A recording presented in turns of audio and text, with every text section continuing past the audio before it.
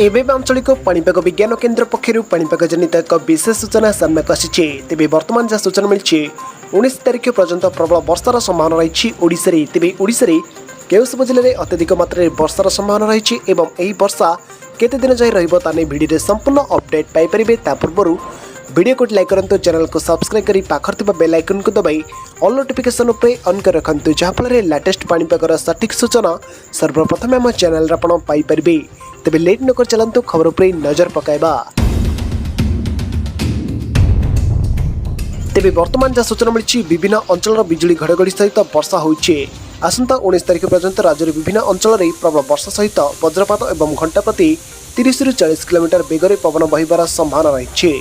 चांदवाली, भुवनेश्वर, पारादीप, गोपालपुर, पुरी, अनुगुल, बारिपदा, झारसुगुड़ा, केन्दुझर, सुंदरगढ़, छत्रपुर, बौद्ध, नयगढ़, खुर्दा, केन्द्रापड़ा, जगतसिंहपुर, बरगढ़, जाजपुर, ढेंकानाल आदि जिले में वर्षा एवं पवन होबार संभावना रही।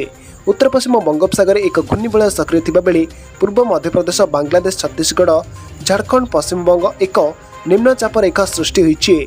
एहार प्रभाव में आसंता 24 घंटा मध्य सुंदरगढ़, केन्दुझर, झारसुगुड़ा, बरगढ़, मयूरभंज एवं बालेश्वर जिला को वज्रपात पर ऑरेंज वार्निंग जारी कर दैछे।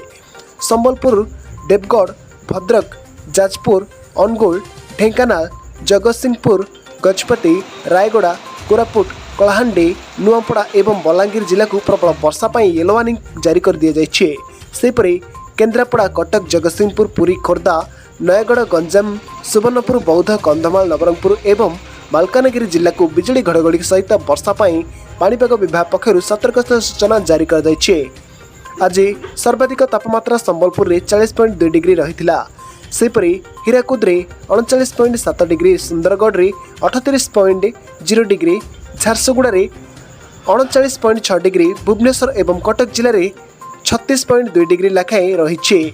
आगामी 3 दिन मध्य तापमात्रा 2 ରୁ 4 डिग्री पर्यंत ह्रास पाइबार संभावना रही। तेबे आगामी दिन में 19 तारिख पर्यंत वर्षा रही संभावना करिछि आंचलिक पाणीपाग केन्द्र। सेतिपय आपण माने अलर्ट रहंतु। तेबे आपण माने केउ जिल्लारु आम वीडियो को देखुचंती, आपणक अंचल में वर्षार परिमाण केभଳି रही वीडियो कमेंट बॉक्स में निश्चय कमेंट करि जणांतु। तेबे एहा तले आज मुख्य खबर। जदि वीडियोटी आपण मानकु भल लागि थाए ताले वीडियो को लाइक करंतु, सांगसाथी मानक सहित वीडियोटी को व्हाट्सएप जरिए शेयर करंतु। जदि हम चैनल आपण आछंती प्रथम थर आम चैनल आप वीडियो देखुंत चैनल टी सब्सक्राइब कर पाखर थिबा बेल आइकन को दबाई ऑल नोटिफिकेशन उपरे ऑन कर रखंतु, जहाँफल लेटेस्ट पाणीपागर सटीक सूचना सर्वप्रथम आम चैनल आप पाइपर। रिपोर्ट मिलन ओडिशा।